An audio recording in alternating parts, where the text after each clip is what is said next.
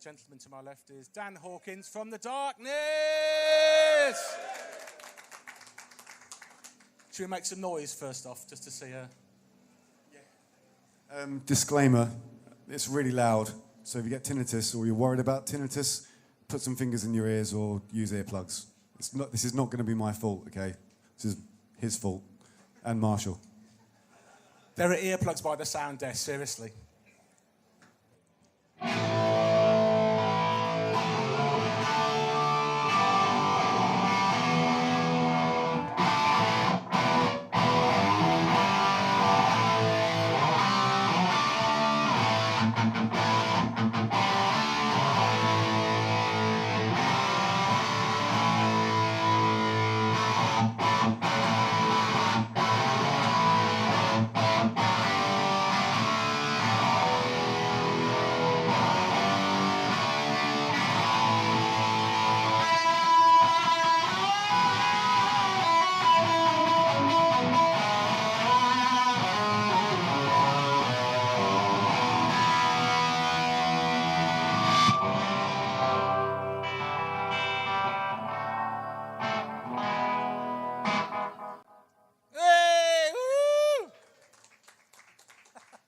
Some of it was in tune, that's okay. So we're here to talk about Marshall amps, as well as the guitar and the effects. You can see the effects on the telly there, before we switch over to the rugby in a bit. So let's just talk about the heads that you got there, Dan. 59 plexis, I believe. Yep, factory spec, 59 plexis. They're both 100 watts, as you can probably work out. The first one is pretty much run clean-ish, and the second one has this diesel VH4 pedal in the effects loop, so it's actually bypassing the preamp completely and to make it sound really heavy. I should probably show you what they sound like individually, because it's interesting what you have to do to the second amp to make it sound as a massive whole. You kind of have to scoop a lot of the middle out, otherwise you're kind of piling middle on middle, so to speak. But yeah, factory spec, 1959 Super Leads. Cool. Do you want to go through the diesel pedal now while we're ready to rock? Yeah. So we're just turning this one off for now.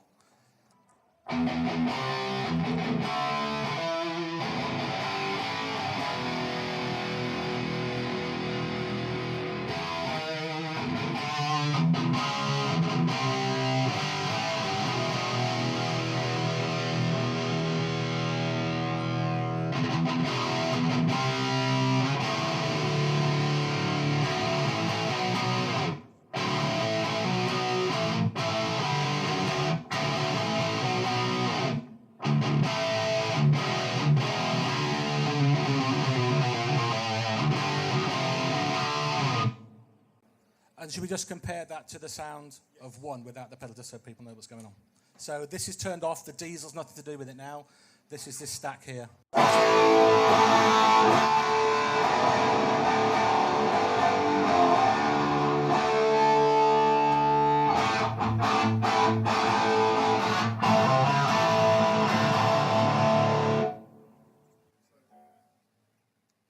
Basically, one's kind of barking at you, and one's basically unhappy face, and the other one's happy face, EQ-wise. So, yeah, it's quite scooped out. Because on its own, the kind of preamp and the thing in this diesel, the mid-range is actually really good on the VH4.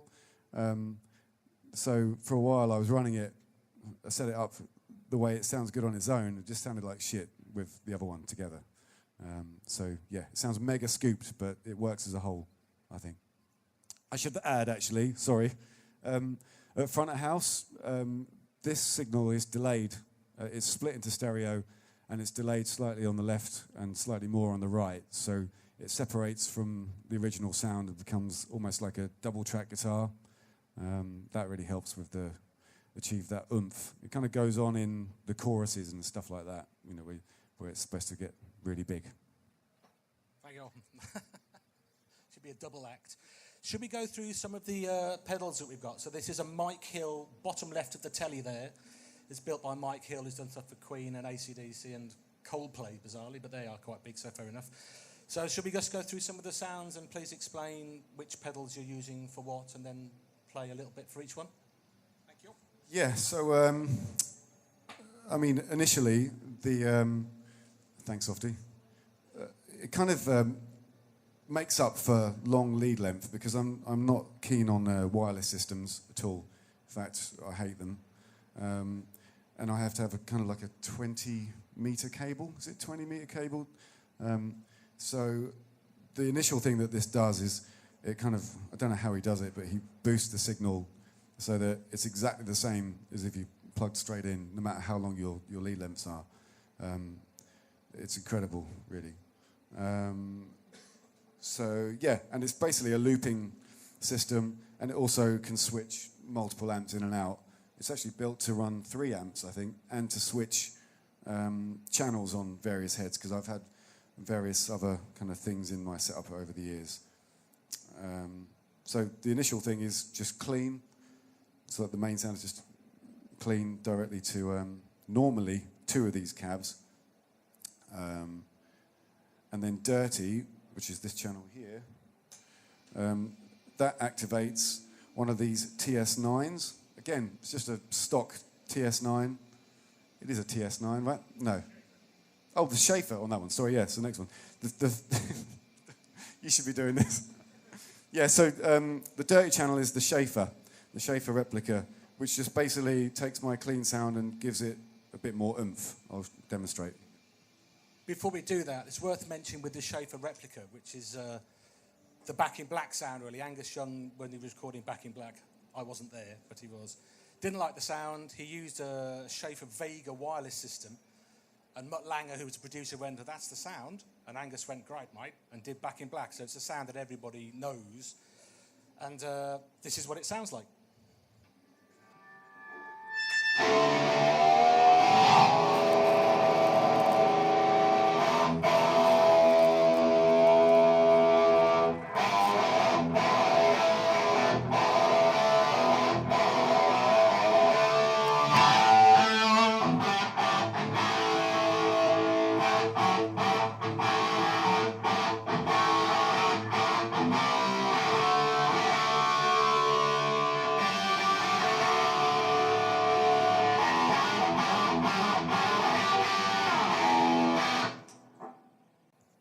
So there's different characters from the TS9 and from the Schaefer. The Schaefer has the preamp in the wireless pack that's built into that custom unit. It's on the far right of the top, just that you can't see with the light shining on it.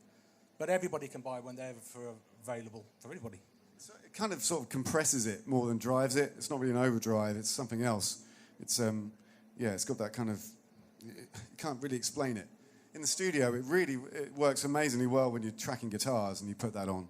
So with one, it doesn't really make that much of a difference, but you can really sort of hear that Back in Black sound appearing when you're tracking guitars with it on. Definitely. So there's also a pedal on there that says "Destroy" on it. So according to my notes, I've never heard of it. The Demi Ever Shoegazer, which is Devi. I'm sorry, I've written Demi, so that was incorrect. It's got 2 different types of fuzzes in it that this guy makes. One's called the Torn Speaker, and the other one's called the Sodomizer. So let's not do the second one. So just give us an idea of what that sounds like, please, Dan. That's not it yet.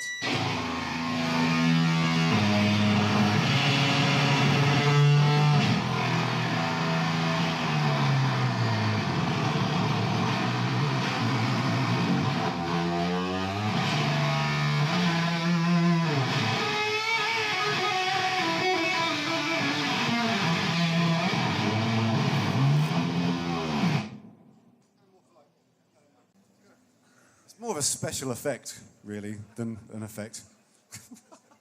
It's got a hell of a rumble, isn't it? Sure does.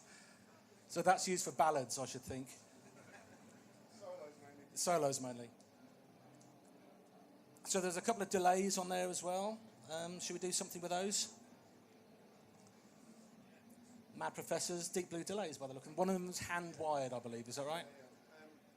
So basically, I'm like probably most of you guys. I'm obsessed with pedals, And I've got a huge turnover of like buying and selling pedals because I just changed my mind so many times.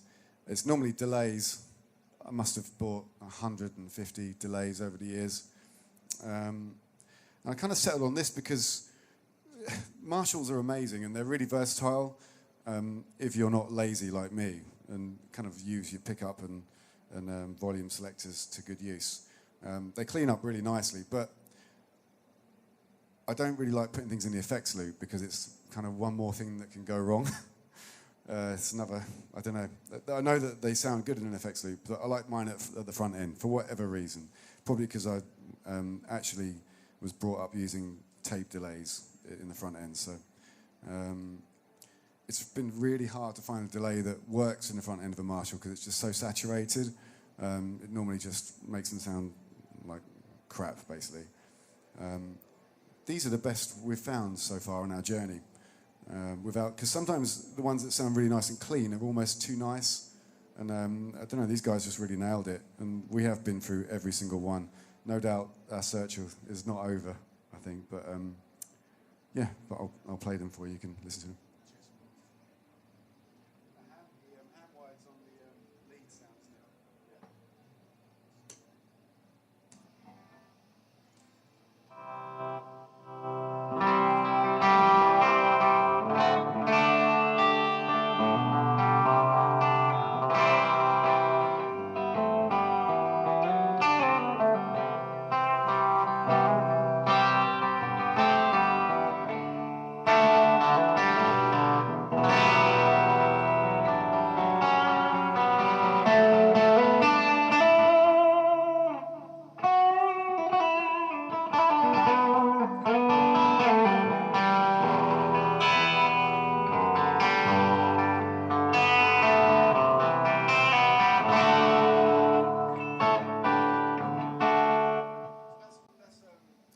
Just a Mad Professor Deep Blue delay, bog standard, factory standard, and then I've got one on the lead, which mind your ears.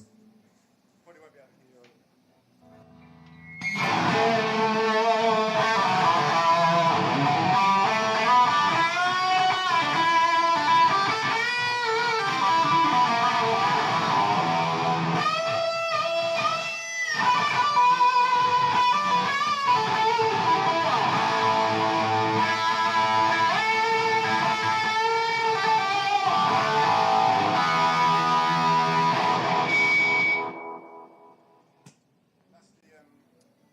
That's the hand-wired version, if you can hear it. Yeah. So it's all, really simple. Front end, delay. One thing we haven't done is the chug sound. So when the chug sound is activated, that is a TS9, and that goes on in front of the 59 clean, and it's actually in front of the diesel as well, in front of the VH4, because I mean, these tube screams are just amazing. You know, there's so much variation in the different models, and they always make things sound better, I think, anyway. So let's listen to that, shall we?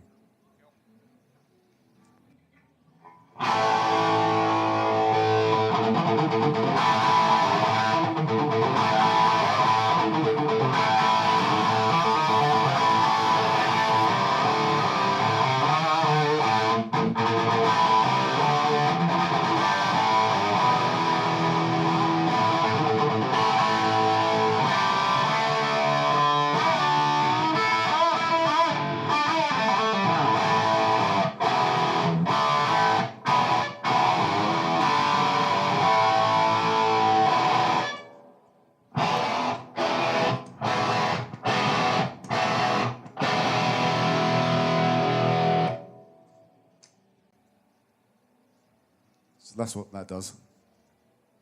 Kind of tightens up the bottom end and just gives it a juicy kind of old school sort of hard rock edge, I think. Yeah. Bog standard as well. Nothing special. And and you use the capo a lot. Do you want to do? Should we do something like that? Yeah, but it always sounds good. So do you use like capos for like songwriting back in the day, or what do you use them for? Well, basically, we kind of, when we write songs, we kind of change the key so that it fits Justin's voice. So we'll move it. So every one of our songs, we go through to find the best key, and so it ends up with me playing in weird places and with weird tunings, and sometimes with capos. But yeah, I thought I'd put the capo on because I want to demonstrate how nice a Marshall can sound. I know it's mega loud, but in perspective, when there's a band playing, it all makes sense, I think. But they are lovely, clean amps as well. They clean right up, as I shall demonstrate.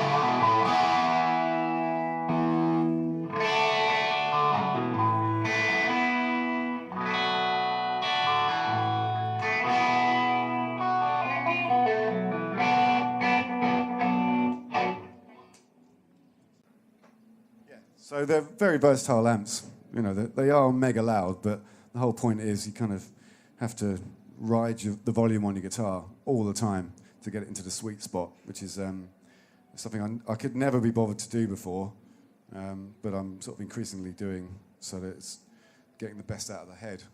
Because, I mean, I used to kind of have 3 different heads to do the various jobs that you can do with your volume knob. It's just have to stop being lazy. Oh yeah, so again, I would normally run 2 cabs off this one head, and then we normally run two cabs off of this. It's not actually to show off because I've got a really small penis. It's actually because it changes the sound of the head. It kind of distributes the power, and the really middly barking sound that you're hearing out of this, it actually softens a bit once there are 2 cabs in. It is a bit more bearable, actually, at close distance. It kind of changes the EQ curve of the speakers or whatever, so it really does make a massive difference. So if you're going to run one of these, run it with 2 cabs. And they're just greenbacks, just standard 25 watts. Again, factory standard, although I've got some nice new basket weave stuff going on there, customised. Cool, well I think as the man said, our time is up. So if you just please, a round of applause for Dan from the darkness. We'll take the capo off and give it a bit of rock and roll, a bit more. Just, I know you hadn't spotted it. Yeah, there should be some people who can actually play really good lead guitar coming up after this. The Marshall demonstrator, Simon, isn't it? Steve Smith. He'll be on later. Oh, so you're Simon, not you? Whatever. Cheers, thanks.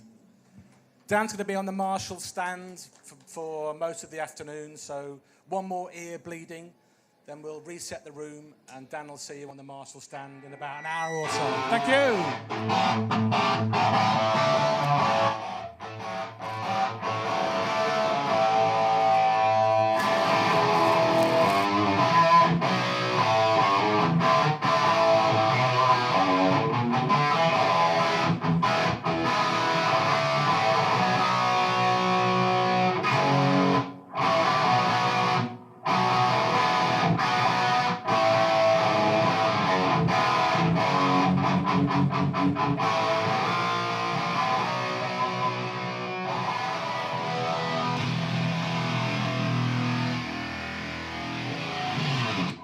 Dan Hawkins!